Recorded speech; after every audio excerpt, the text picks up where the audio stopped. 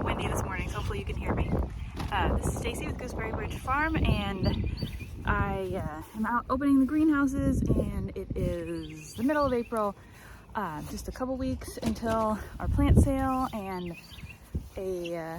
probably 3 to 4 weeks before we plant out all of our summer stuff, because I like to be conservative about it. But let me show you what's going on in here. You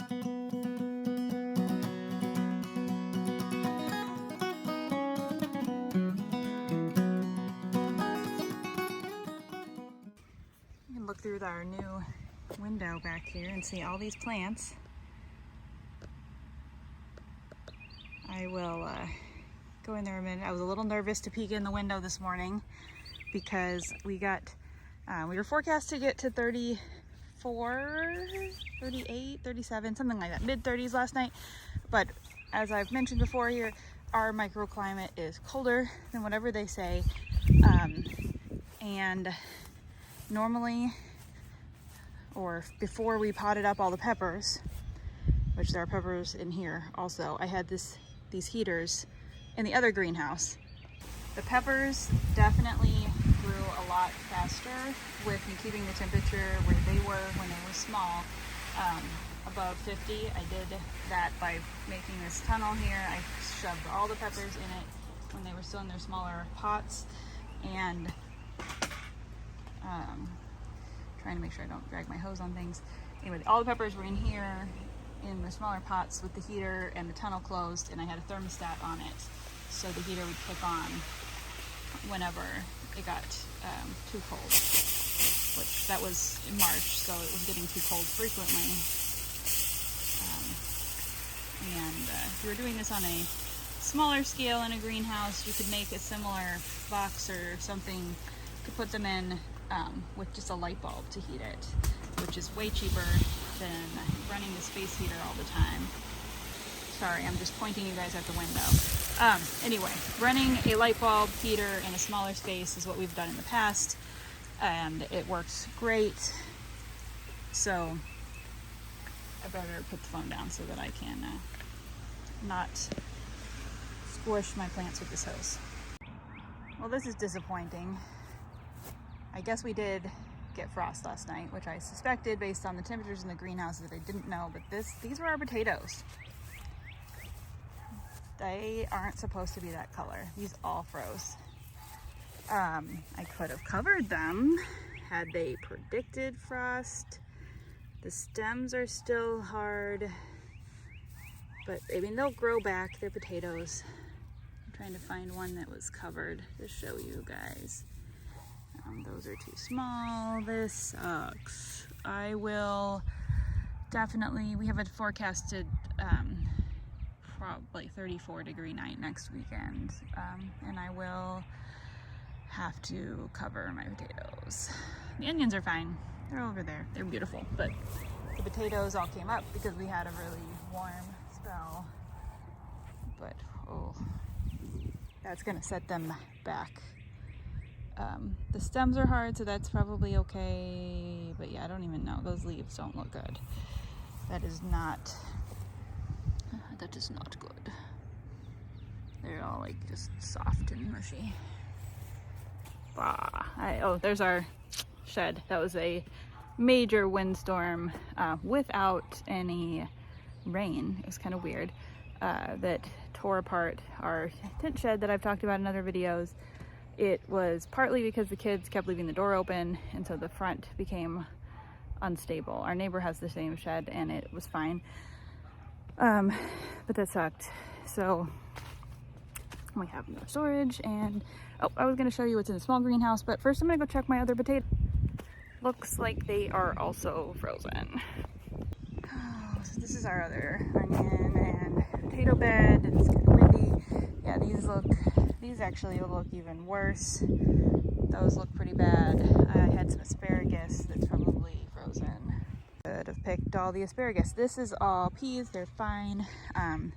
These are our tomato trellises. If you've watched our other garden videos this year, we planted peas and we left spaces for the tomato plants so that we can plant them, and then the peas will Peas will be done with the trellis by the time the tomatoes. I hope we didn't lose all our strawberry blossoms. I don't think it was that cold.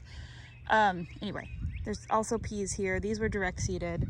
These were transplanted. So next year I'm going to make more of an effort to transplant all of them, because it's just they're so far ahead. Like, we're actually going to get peas from these because they have time before it gets too hot, hopefully. It gets hot so quickly here. We also have, we replanted our strawberries this year, about 75% of them, but the weeds are ridiculous. We've weeded all of this. You can see it over there, all that grass coming up in the strawberries. We've weeded all of this 2 or 3 times already, like crawled around on the ground, weeding just what's in the holes, and it just keeps going back. So this is our weedy asparagus bed. Everybody always says asparagus really doesn't like weeds, but I can't really stay on top of it. We also have some strawberries in here, and I think I might plant some more because I've got some extra plants, and see if we can drown out some of the weeds with strawberries, because everybody says they go well together. We did pick a lot of asparagus last night. I left some small ones. They actually don't look bad. Like, this does not look frozen. So that's good. Maybe it's just, I mean, potatoes are very sensitive to cold. These are some chicory. We've got some other asparagus over there somewhere. See it? Little tiny one. This asparagus bed has been here since the first year we were here, so like 6-7 years. I don't know. Anyway, it's doing pretty good. Back to my potatoes too from this morning. They look worse now, but I expected that. They are all just turned basically black. Unlike a hard freeze, it didn't completely kill them, because you can see underneath the dead stuff there's still some green stalks. Let's see if I can actually point my camera at the right place. Under the dead stuff there's still green leaves, which is really good. And there's some green in here. My hands look like I've been planting all day, and I have. So they will recover faster than if they had frozen in like a hard freeze, but we're expecting what's probably going to end up being a hard freeze next weekend, so I'm going to have to really cover them up. All right, so here is our garden progress. This is our tomato area from last year. We put in all this weed fabric yesterday. This is where we plant green beans and some peppers and basil and other things in that row. This row we put back, that's usually dry bush beans. The posts are a remnant of another planting. Our squash bed from last year will have potatoes this year, the potatoes that froze, but they're gonna come back. And the other side of the potatoes weren't even really up yet, so that's good. These onions, just overflow onions. We took out our garden fence. We're moving it over there instead of being here. So this area, we normally have a fence, so that's why it's all kind of funky shapes. We're gonna have to fix this next year because we didn't know we were taking out the fence when we did this, but when we planted the garlic, which is right there, gotta keep moving my hand. And then those are daffodils, and then more onions in a weird triangle space.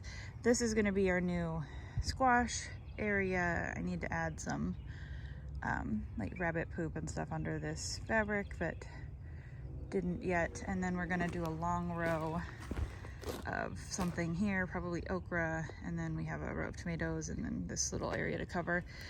We still need to work on this side, which is a mess. We were considering taking out this bean structure because it's just falling apart, and we took out our outdoor bathroom that was over here. It had a clawfoot tub and a sink and some other stuff, and we're going to make a new trellis on that thing with probably cucumbers,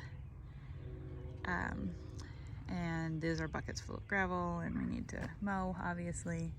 And there's the remnants of the bathroom and the rabbit land. And I also need to recover all of this because I used some really crappy, cheap weed fabric, this stuff, which I've talked about in several videos, it just wore right through where we were walking on it. It's been 2 years. By 1 year in, it was crap.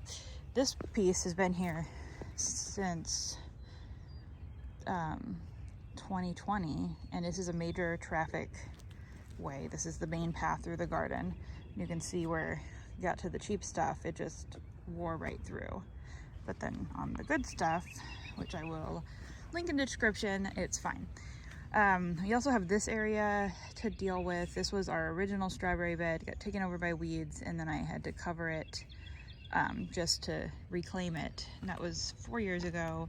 Then we put rabbits on it in a rabbit hutch for a few years. And now we've been trying to uncover the weed fabric because it got covered in rabbit poop. And then the weeds started growing in that, like you can see back here. So we're working on that. And I don't really know what I was gonna plant more strawberries here because this is all our strawberry planting, and we have more plants that I could put in. But then I thought maybe I would move my herb garden over here because it gets a little more shade. We've got this volunteer peach tree that came up in the garden. And herbs, most herbs don't mind shade. So thank you for watching this garden update, greenhouse madness video. I don't really know why I do these, nobody ever watches them, but you did, so thank you. See you next time.